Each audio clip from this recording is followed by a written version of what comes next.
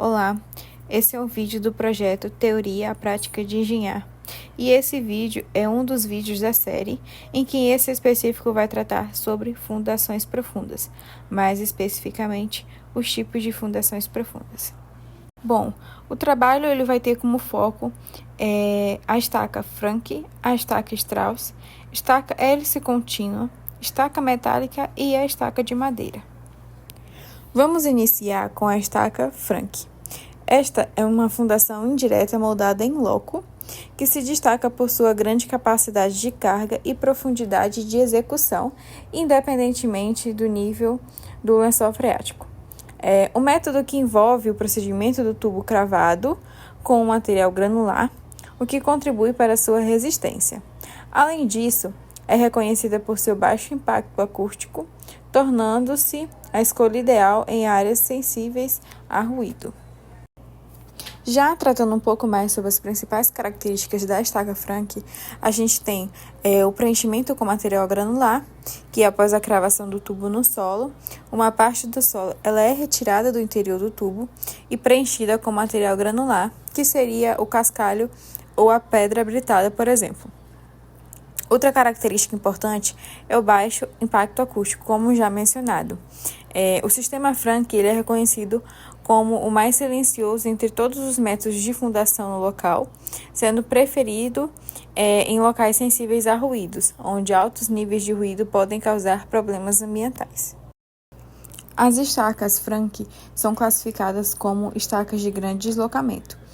O processo de execução ele envolve várias etapas, como a alocação de estacas, perfuração do solo, execução da base alargada, colocação da armadura e, finalmente, a concretagem. A cravação do tubo ela é feita com golpes de um pilão e a profundidade é atingida com precisão. O que realmente se destaca aqui é a capacidade de suportar grandes cargas e resistir às condições desafiadoras, como a execução abaixo do nível d'água. Bom, a primeira etapa desse processo é a cravação do tubo, onde é executada por meio de golpes no pilão, na bucha seca que adere ao tubo por atrito até a obtenção da nega.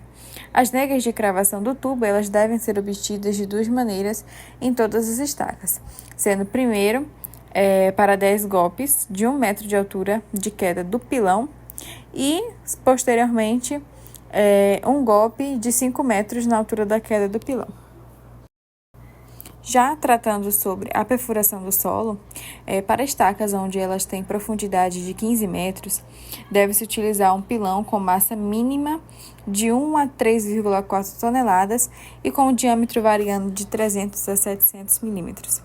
Já para estacas com profundidades superiores a 15 metros, precisa aumentar a massa mínima desse pilão. Como vantagens desse tipo de estaca, a gente pode apontar que podem suportar grandes cargas, apresentar uma boa resistência lateral e de ponta, contribuindo para a dissipação das cargas no solo, atingem camadas profundas no solo e podem ser executadas abaixo do nível d'água. Já como desvantagem, a gente tem muita vibração no terreno e é recomendado realizar um laudo pericial em todas as edificações vizinhas. Durante o processo de cravação também deve ser constantemente supervisionada, pois pode ocorrer algum tipo de levantamento das estacas já instaladas por conta dessa vibração que gera no terreno. Temos também a questão do tempo de execução, que pode ocasionar maiores custos com mão de obra e equipamentos. E é necessário um espaço amplo de canteiros de obras para o manuseio desses equipamentos. Passando para a estaca Strauss, esta é uma estaca escavada, caracterizada por ser moldada em loco também. Para sua instalação, ela é necessário a remoção prévia do solo. E é importante ressaltar que, na maioria dos casos, as estacas do tipo Strauss não são armadas e não possuem base alargada, o que as torna uma solução prática e eficiente em muitas situações. O equipamento utilizado para a instalação das estacas Strauss é o bate-estaca, que inclui um guincho e um tripé com tubos guia. O processo de escavação ele é executado com um tubo pesado e, em seguida, o concreto é lançado no interior do revestimento.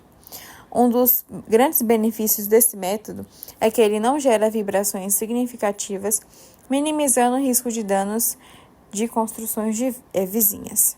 Aqui são imagens onde vai mostrar como é, na prática, esses equipamentos utilizados para execução da estaca. Aqui temos uma outra imagem onde vai mostrar mais detalhadamente como é o processo executivo da estaca Strauss, mostrando o equipamento, a perfuração, a colocação da armadura e a concretagem. Tratando das vantagens e desvantagens da estaca Strauss, podemos dizer que a estaca Strauss ela apresenta um fator custo-benefício bastante favorável, tornando uma opção atrativa para muitos projetos. Contudo, ela possui limitações, como por exemplo a quantidade significativa de lama gerada e a capacidade de carga menor em comparação com outros tipos de estaca, o que pode ser um fator limitante em solos moles. Agora, falando um pouco mais sobre a estaca hélice contínua. Esse é um tipo de estaca moldada em loco e é inserida no solo por meio de rotação de um trado helicoidal contínuo. Uma de suas características principais é a capacidade de causar mínima perfuração ao solo, sendo ideal para locais onde a vibração deve ser evitada. As estacas hélice contínua elas podem ser utilizadas em diversas inclinações e são adequadas para solos com rochas e matacões. No entanto, requerem um consumo elevado de água e cimento, o que pode resultar em um custo elevado para a obra. Essa estaca se destaca pela sua versatilidade, podendo ser aplicada em diversos tipos de solo. As fases de execução da estaca hélice contínua, ela se divide em 3 etapas, que seria a perfuração, posteriormente a concretagem simultânea, a extração da hélice do terreno e, por fim, a colocação da armadura. Além da máquina perfuratriz, para a execução desse tipo de estaca, é necessário uma máquina retroescavadeira e uma pá carregadeira para retirar o material escavado e de uma bomba de concreto para bombear o concreto do caminhão betoneiro até a haste central do trado. Aqui temos uma imagem ilustrativa onde vai detalhar um pouco melhor também como é o processo executivo desse tipo de estaca. Como vantagens da estaca hélice contínua, nós podemos destacar que ela não provoca poluição sonora, ela pode ser executada com inclinações de até 90 graus, além de locais com espaço mais limitado, ela é bem resistente a esforços e pode trabalhar em solos com presença de concretos, rochas e matacões. Porém, como desvantagem, ela exige um grande consumo de água, um grande consumo de cimento, ela gera bastante sujeira no canteiro de obra e ela requer também um alto custo com ferragens que são utilizadas nas armaduras da estaca e, no geral, o custo da obra ele fica bastante elevado. Agora, vamos discutir sobre a estaca metálica. Essas estacas elas são frequentemente usadas em fundações profundas devido à sua alta resistência e versatilidade. A cravação das estacas metálicas é rápida e eficiente, com a capacidade de cravar cerca de 15 estacas de 15 metros por dia. Bom, na estaca metálica a gente usa perfis metálicos. Esses perfis metálicos eles são uma solução versátil e são produzidos de aço, sendo extremamente resistente. Então, são ideais em aplicações de estruturas e fundações, entre outros. Aqui na imagem, ele ilustra no ponto A perfil de chapa soldada, temos também perfil de laminados associados, que são os perfis duplo, temos perfis do tipo cantoneira, tubos, trilhos associados do tipo duplo e também do tipo triplo. Como processo executivo, a estaca metálica ela envolve várias etapas, desde o planejamento até a sua instalação. Falando um pouco sobre planejamento e projeto, nós temos inicialmente a definição das especificações da estaca metálica, como por exemplo o diâmetro, o comprimento e a sua resistência. Temos também a análise do solo para determinar a profundidade e o tipo de estaca mais adequada, e o cálculo da capacidade de carga da estaca e os espaçamentos entre elas. Temos também a preparação do local, onde ocorre a limpeza da área e a marcação dos pontos de instalação das estacas, como também a própria instalação em si das estacas, onde definimos o posicionamento da estaca no local da instalação. Ocorre também a cravação dessa estaca no solo e a verificação da verticalidade e do alinhamento da estaca durante o processo de cravação. Ainda no processo executivo, nós temos o corte e acabamento, onde é feito o corte da estaca metálica no comprimento especificado, se necessário.